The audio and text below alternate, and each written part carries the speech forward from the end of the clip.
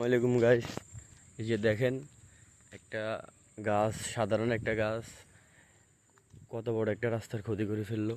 এই যে দেখেন আপনারা, এটা কি কোনো প্রশাসনের আইনের কি চোখে পড়ে না? এই যে দেখেন একটা গাছ, এটা হচ্ছে একটা মূল সড়ক।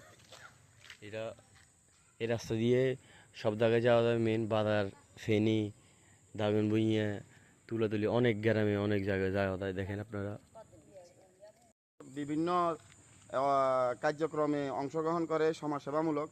এই যে রাস্তাটা যে দোষে গেছে, এই জন্য কীভাবে কী সমস্যা, এটা কি করা যায় উনি কিছু বলবে এখন আপনাদের সামনে। আসসালামু আলাইকুম রহমতুল্লাহ।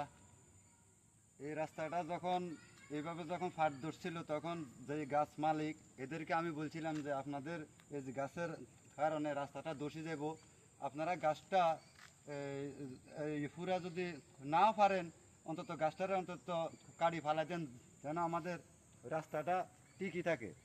এখন বলার পরে ওনারা বলছে যে গাছ এটা ওনারা বিক্রি করছে, কিন্তু বিক্রি করার পরে দিয়ে গাছ কাটতে আসবো, আসেন না, এই বিধায় অনেক কথাবার্তা আমরা যা বলতে আছি। আমাদের এলাকা আমগো রাস্তা নষ্ট হয়ে যায়, এই কারণে যে তাদেরকে বলছি।